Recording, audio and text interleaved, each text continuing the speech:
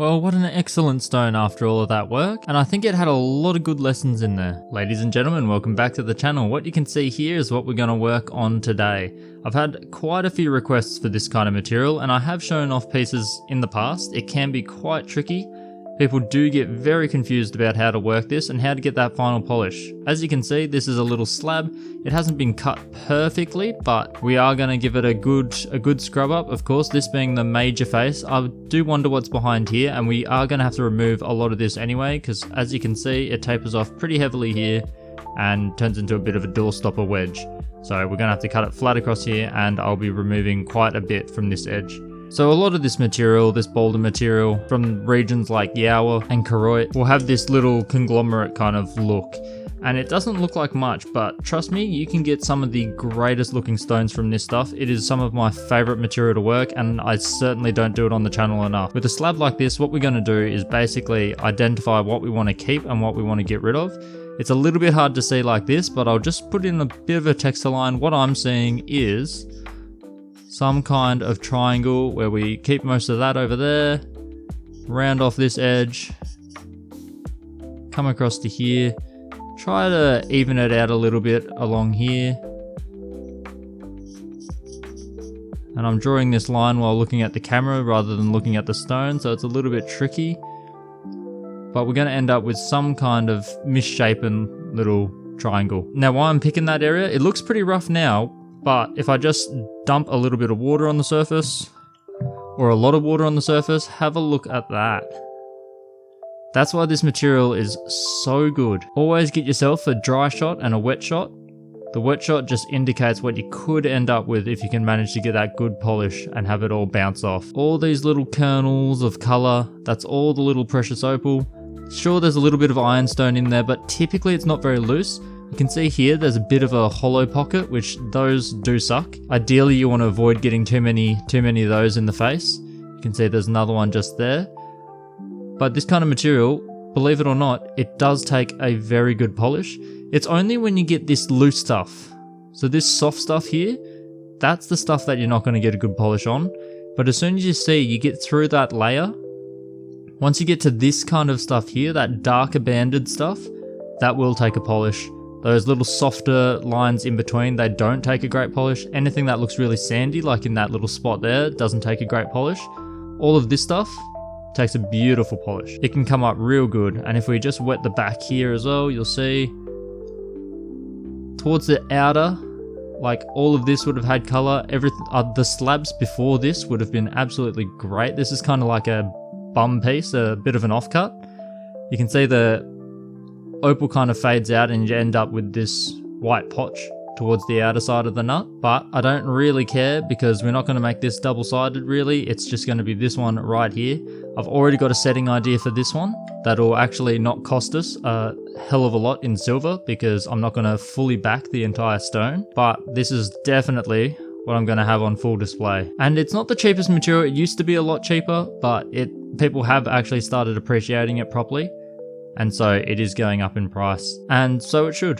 It's been way behind. Anyway, we're going to sinter diamond all of this crust off the edge, get it into its shape, and then we're going to work on the polishing, which will be the tricky part. I'm going to finish it with an aluminium oxide, not a cerium oxide, not a diamond paste. We can get into why in a few minutes when I get to that stage, but for now, let's spin up and go crazy. And away we go, 80 grit sintered diamond. This is going to be the only sintered diamond I use on this stone. And the first thing I always do with any Boulder material, because it's so different, is a test rub.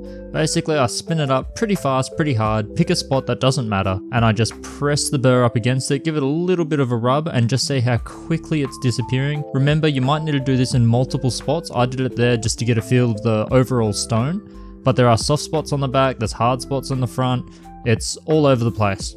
So then I look at these 3 stages. So I've just done a quick flash of them, but I'll show you each of them in action. So stage 1, we're going hard and fast, and just like that test cut, we're just gonna basically take these big shark bites out of it. We're gonna not move the burr too much. We're gonna be drilling it inwards. Make sure to move the stone across the burr, otherwise you will just wear your burr out into a weird shape. But we are just gonna go through really hard, really fast, and just remove material like we just don't care. Just make sure you're ready to pull up when you start hitting the good stuff. And then stage 2, you'll end up with a little bit of a lumpy surface because we're taking those shark bites out of it. This time you want to go more lateral and you want to have a bit more movement and get a little bit more smoothness in it. Doesn't have to be perfect at this stage. We're not going for precision yet. That will be stage 3.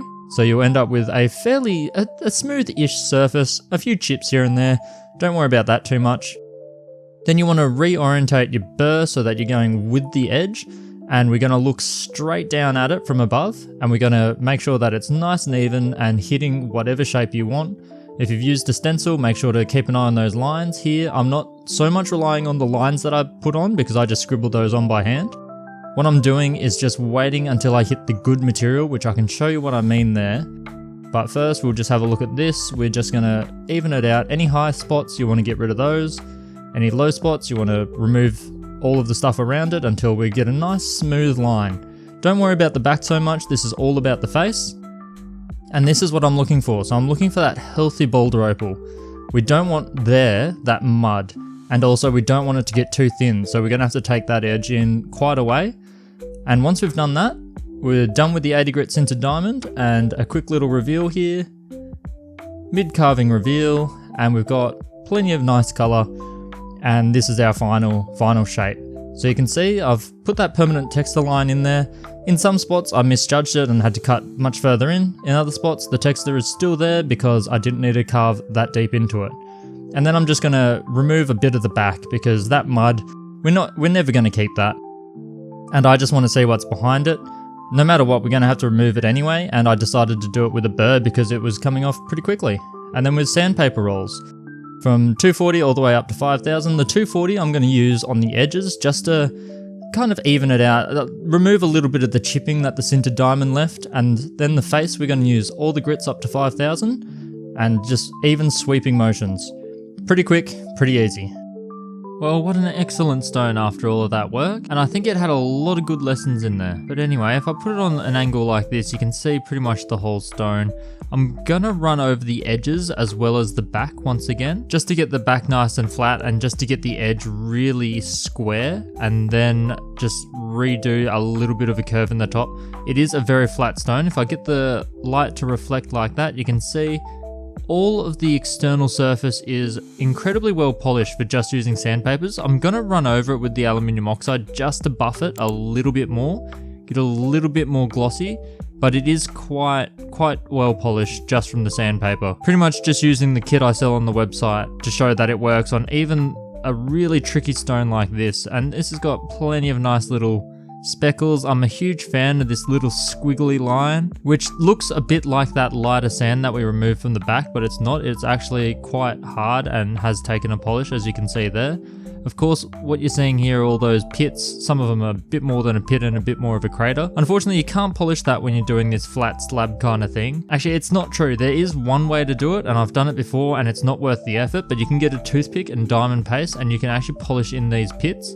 Otherwise, if you really wanted them gone, you'd just seal them with a resin over the top. Some people even use like a super glue, which I'm not a huge fan of. But this is going to make a big chunky pendant. You saw that the permanent marker line that I put in right at the beginning was a pretty close estimate. We were just waiting until all of the edges hit this actual stable, hard, decent material. All of that sandy stuff that we had on the back, there's still a little bit here. This stuff, it's not worth keeping in there.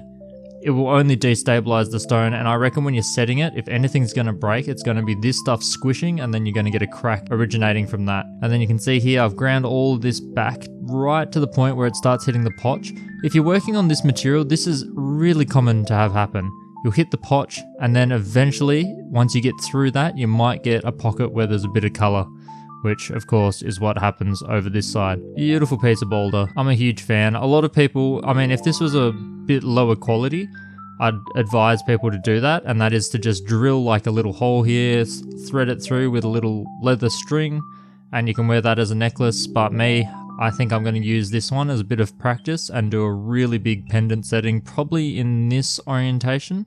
There's a lot of nice color up here, greens, a couple little blues and reds, and I don't think I'll treat this to get rid of that pitting either. I am looking for a stone to show you how to do that with some of the resins that I prefer, but this isn't the one. I'd want a bit of a lower quality one. This one I don't want to treat with any kind of resin treatments. It's got too much nice little color sparkles and has taken too well of a polish without even hitting it with the aluminium oxide yet. Hugely successful carving this one. Very happy, and hopefully you got plenty of good tips along the way. It is very often requested that I work on something like this. I will mention just again, the most important thing is to keep the whole thing wet so you don't bake into any of these pits, all of that ironstone that you're removing, or any of the sandpaper grits. And especially when you do the aluminium oxide, which I will probably still do, even though it's pretty shiny, you don't want to bake that stuff in there. All of that can be avoided if you pre-wet the stone. Just don't push and never let it dry out during the process. If there's one thing you can take away, it's that, and you will end up getting a decent shine. Or you can just do what I did, use sandpapers up to a really high grit, like in the kit that I have. I used every single grit. Or you can go really high Nova points. Neither of those two have any powder that can get trapped anywhere, but you can still trap any loose ironstone that you've taken out of these pockets that can get baked in there, so don't let that happen anyway. Still need water to avoid that, no matter what kind of burr you're using. Good outcome. Super happy. I will keep this on the bench and probably flatten the back out with the flat lap, square up the edge with the flat lap as well, and then go back to carving to just set the setting edge. It's going to be a, well, I wouldn't even call it a low dome. It's going to be a no dome, just a flat surface and then a little edge taken out of here. If you look between my two fingernails, it'll just be like that. And then that's just the tiny little bit that the silver is going to fold over. And I'll probably keep it with a bit of an open back, because once I take this down, we should start getting a little bit of that color peeking through. You can see that I haven't done anything here, so none of this is polished. So you're not getting a lot of those flashes. They're trying to come through, but completely different to this side. So if it does turn out pretty good on this side, I'll probably buff this and polish it as well, and then just set it in an open back, because I need to practice open back settings as well. All of which you'll see very soon, hopefully. I've built up too much annual leave at work, so I'm going to be forced to take a couple weeks off, and I'm basically going to commit to full-time working on the channel during that time. What's a better activity than work when you're on holiday? Honestly, I am very much looking forward to it, and we should get a lot of stuff done, which you guys can see. Good luck with your carving. If you've got any tricky material like this, hopefully this video will give you a super good, helpful boost up, because the first few times you do it, you can go wrong, and it's really sad. But once you get it, and hopefully I've helped you get an extra step of the way there. I will see you guys in the next one. Stay safe, have fun.